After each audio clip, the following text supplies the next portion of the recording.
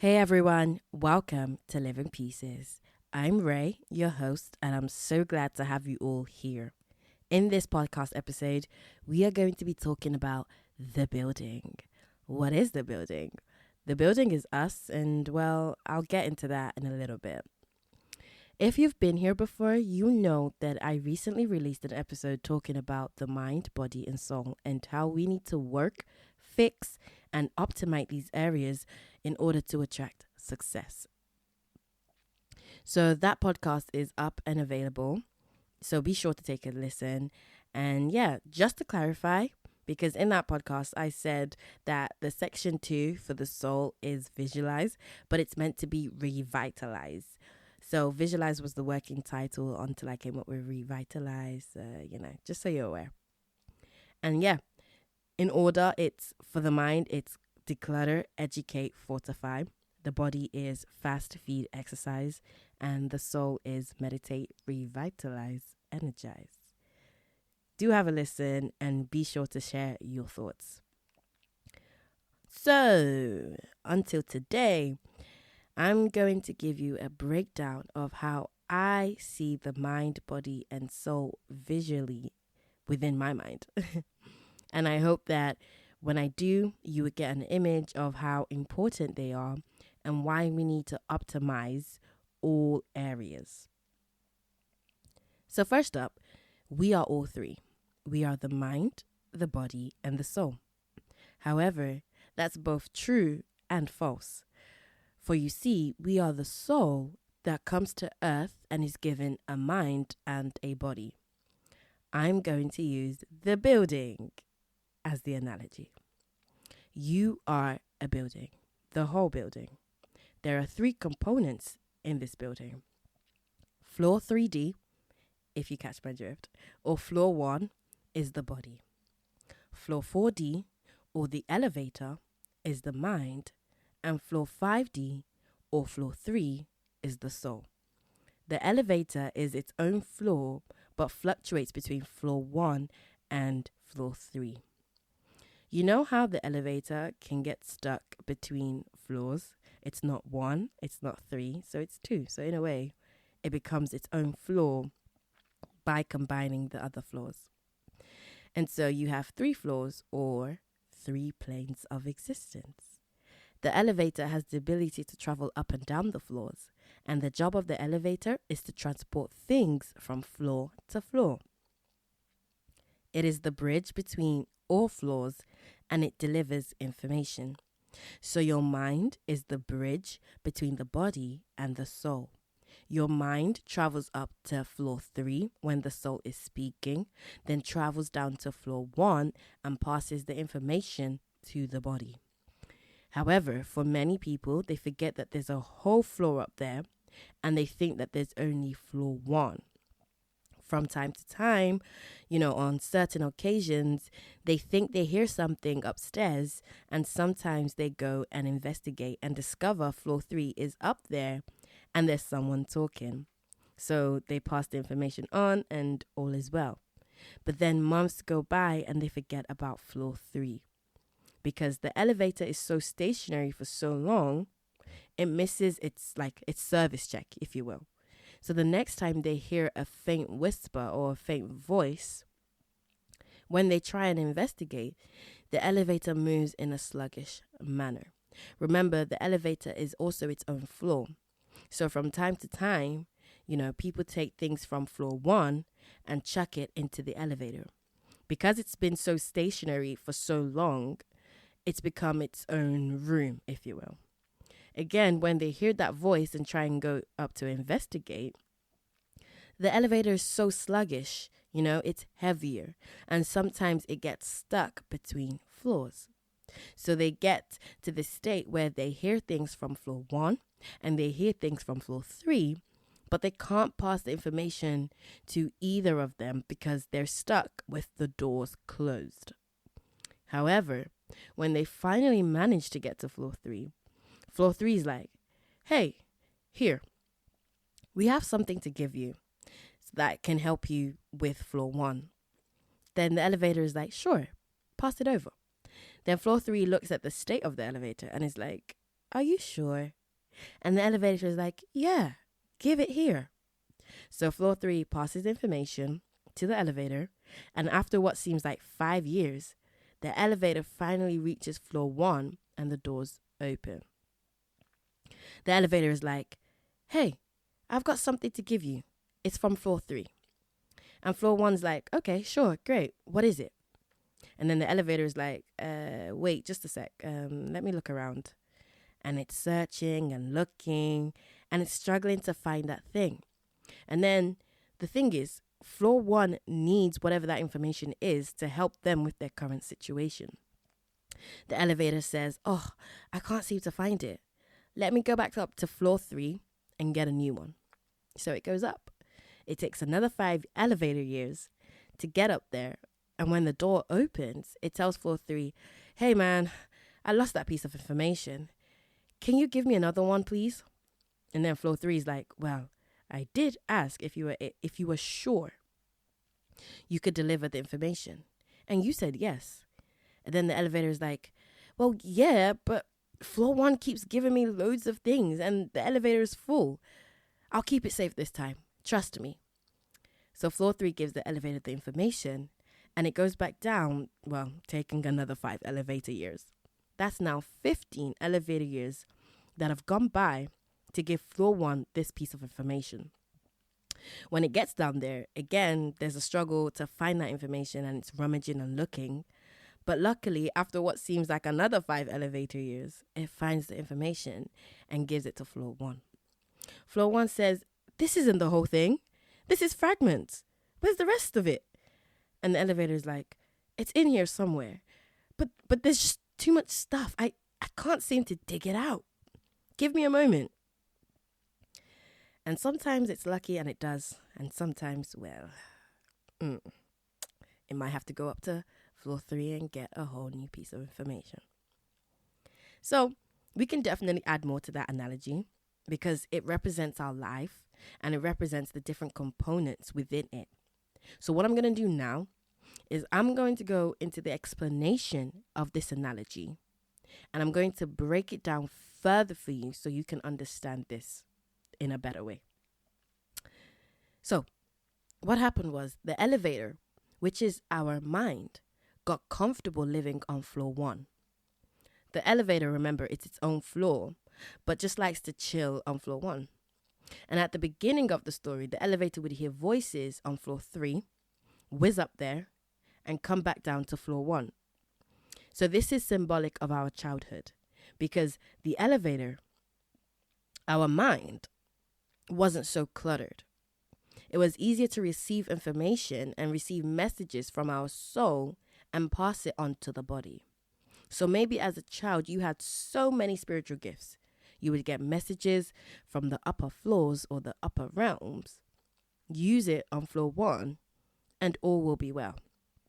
By the way, remember, you are the building. And the body is floor 1. The first floor is where the main entrance to the street is. So the street is also an extension of floor 1 or the 3D, known as Earth. That's how you communicate with other buildings. But that's a whole nother analogy and that's a whole nother story. So back to it. You could receive messages from floor 3, pass it down to floor 1 and use it. And that was amazing. But then as time went on, the elevator forgot about floor 3 because of the demands of floor 1. So it just stayed chilling on floor 1. This is symbolic of us getting disconnected from our soul. We know it's there, it's always there, but we've forgotten about it. So when floor 1 begins dealing with things, maybe, people entering the building of floor 1 communicating, maybe you go out to other people's buildings and you bring things back from their building to your building and you bring them back to floor 1.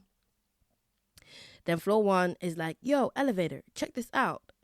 So it runs and shows the elevator this new dress it bought, or this new like it got on social media, or a photo of someone it likes, a crush or something. And because the elevator is just chilling, it seems like it's out of use. Floor one is like, here, keep hold of this for me. This is symbolic of how we feed our body, the food we eat, the people we surround ourselves with, the things we engage with as we get older, the communities we are part of, life, just everything in general. They start to take up space in the body and in the mind. You fill your mind to the brim that one day you get into a situation. Floor 3 is monitoring all of this, by the way, and sees everything. It also notices that something isn't quite right. So it starts talking, pressing that call button for the elevator to come up. The elevator's like, I hear something. I hear a voice, So it tries to go up to floor 3, but gets stuck halfway. This is symbolic of how our minds get so full that when we try and reach our soul, it seems like no one's there. It seems like we hear faint whispers. We may get a dream, but we wake up. Everything is foggy. We can't remember anything.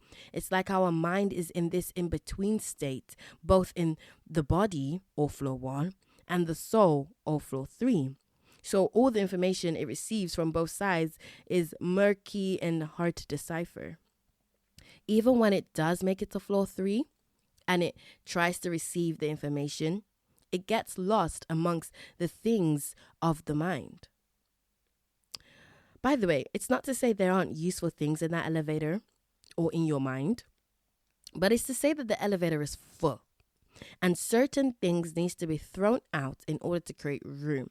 This is known as emptying our mind and letting go of all things that no longer serve us. This helps to create enough space for both the body and the soul. So when the mind gets information from the soul and brings it to the body, the information goes missing if our mind is full. This is symbolic of when we dream and then we wake up, we can't remember the dream. It's somewhere inside of us, but we don't have access to it. It's like it's locked up and we can't find it. So the mind tries again. It goes to the soul gives the mind the information, and the mind goes back to the body. In the story, the mind was able to retrieve the information after digging for a little while. But in the story, it took 5 elevator years going up and down, 15 in total, to do so. This is symbolic of how when we are going through a situation and the answer is right there to help us fix our issue, we can't hear it, we can't find it, we can't see it, because the connection between the soul and the mind is so weak. So because of that, it takes 5 years, 10 years, 15, 30 years to fix a problem that could have been solved in about a year or less, maybe quicker, And in that time, the mind is going back and forth for many years, each time giving the body fragmented information. Finally, one day, all the pieces are there and it's able to solve the problem. But how much time has passed? Can you relate to that? Having a problem, having an issue, and knowing that the answer is there somewhere, but it's locked deep inside of you. And so time has passed, year in, year out. Things have happened, things that you could have solved or avoided. But because your mind was so full, you couldn't hear the soul speaking. You couldn't hear the guidance that it had to give. Can you relate to that? Because that's how some people are living their life right now. That's how they are. They're going through something, a current situation right now, looking for help from somewhere. And their soul is like, yo, I can help you. I can help you. And your soul's internal. So they're going to external factors, external things, external people, trying to solve an issue that they can solve themselves, that's within them. Yeah. This story is here to show you that you are all three. You are the mind, the body, and the soul. Your mind is the bridge between your body and your soul. But when your mind is cluttered by the things of the world or things of the body, it's hard to hear what the soul has to say. Which, our soul is the true essence of who we are. So, another way you can think of it is that your soul, the true essence of who you are, is the executive director. And the executive director decided to employ the body to carry out its work, and it created the mind to pass the information across to the body. The executive director wanted to experience life so it could learn, expand, grow, feel, and have fun. You know? So what it did was it chose an avatar known as the body. It employed it to help it experience things. However, what happened was the body wanted to do its own thing. It forgot that it was still part of the executive director. And so the influences of life, the excitement, the fact that it was intrigued by life or the problems of life, the community, the culture, everything to do with the external, made it forget about the executive director.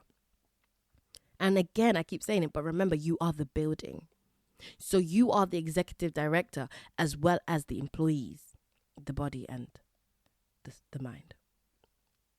But the executive director is the ultimate you, who employed the mind and the body as its own for the meantime, whilst it's here on earth, if you will. The executive director also knows all things. You know, it knows everything, but that could get really complicated if I go down that path. So let's just leave it there for now.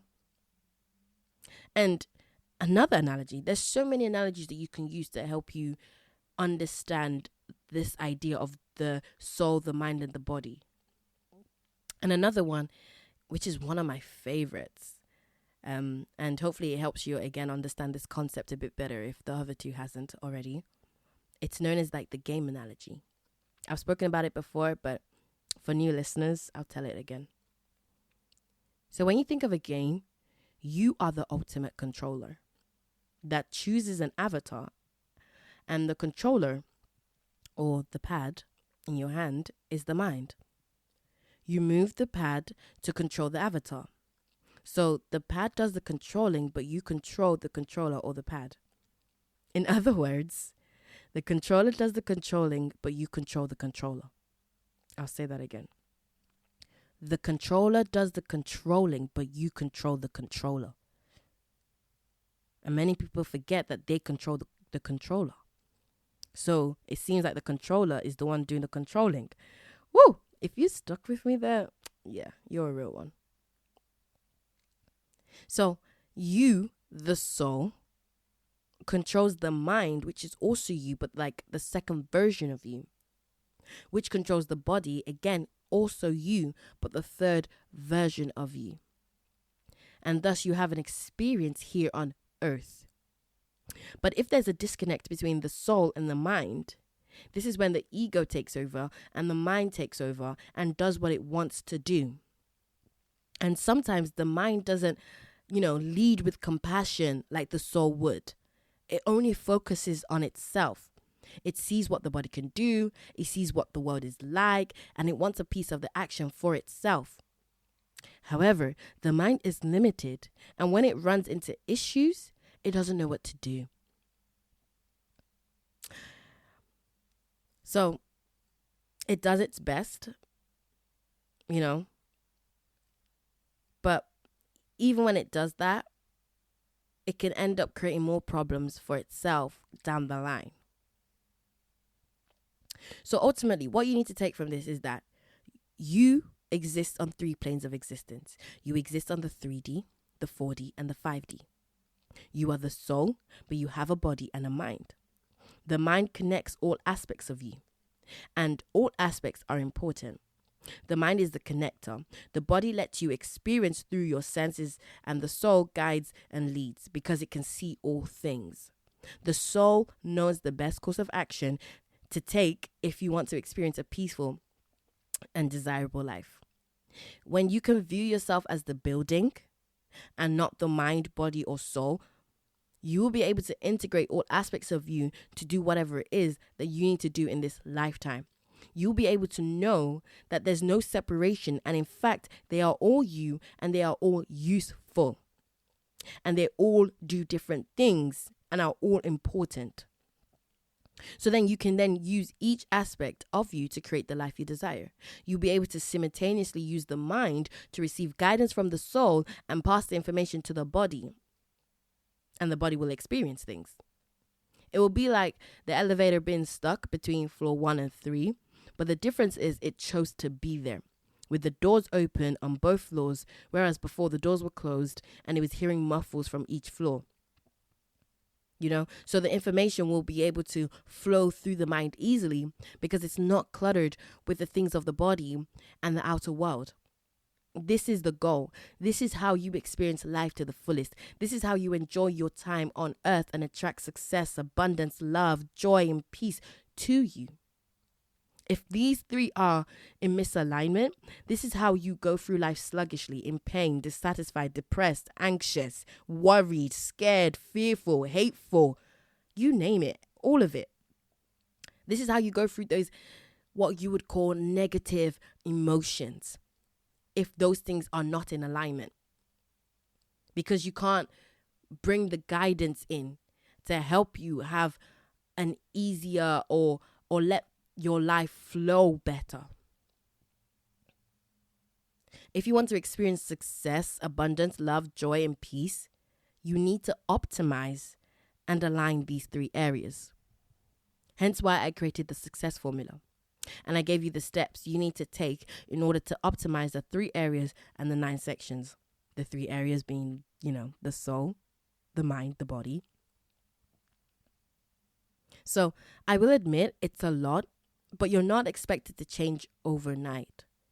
You have to work at each piece at your own pace. You have to have the time to focus on you. Basically, you have to choose you. You know what I mean? You have to be able to know that these areas are important. Well, I hope that this analogy has shown you that. Has shown you that these areas are important, has shown you why they're important, because they all do different things, but they're all parts of you. Your body is the one that experiences through your senses, through the things you touch, through the people you speak to, through the way you live your life. Your mind is the one that thinks the things, thinks your thoughts. The thing that is able to take on the information from the body. And through your memories, you can go back and be like, oh, that experience that the body had with so-and-so doing such and such was such an amazing experience, or was such an awful experience. And so it catalogs it and keeps it within the mind.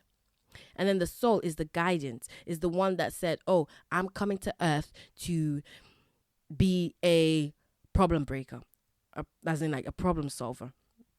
I'm coming to earth to be the one that breaks the cycle within my bloodline and within my generation. I'm coming to earth to fix this issue with this person. I'm coming to earth to know how to live life and experience abundance and be rich and be wealthy and be successful.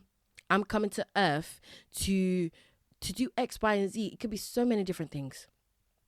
And so the soul maps out, okay, this is how I'm going to do it. When I'm 5, I'm probably going to meet this person. When I'm 10, this is going to happen. When I'm 16, this is going to be the thing that I go to. This is going to be the place that I go to. When I'm 18, this might be the college or the uni that I end up venturing down. This is the course that I'm going to do. So that if I do this course, then I'll be able to do this, that, and the third. The soul is your guidance. But what happens is, when there's a disconnect, it's like the roadmap has been taken away from you.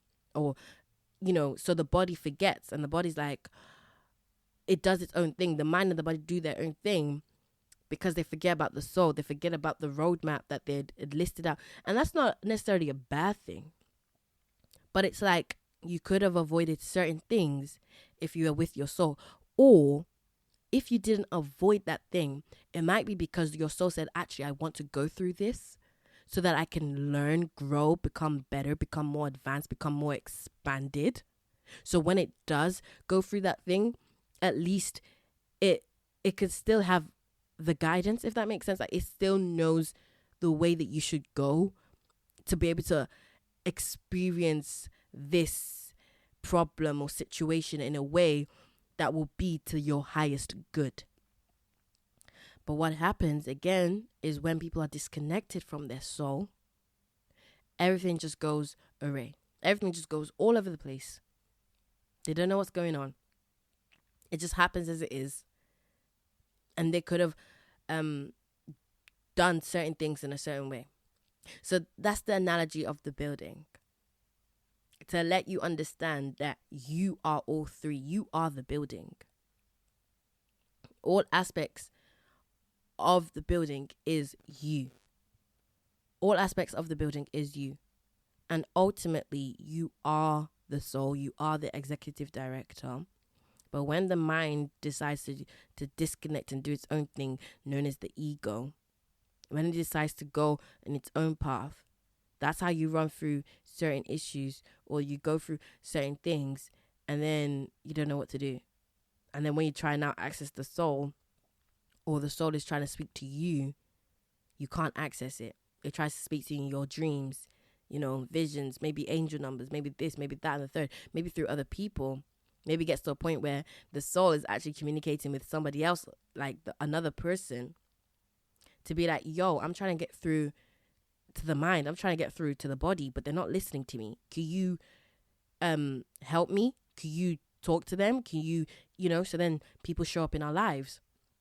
And the people that show up in our lives are like, hey, I have a message for you. I have something to give you. I'm trying to give you this guidance because the soul's trying to connect to you, but you're not listening. Just food for thought, something to consider and ponder on. But yeah, you need to work at each piece at your own pace. You need to work at the body, you need to work at the mind and declutter certain things.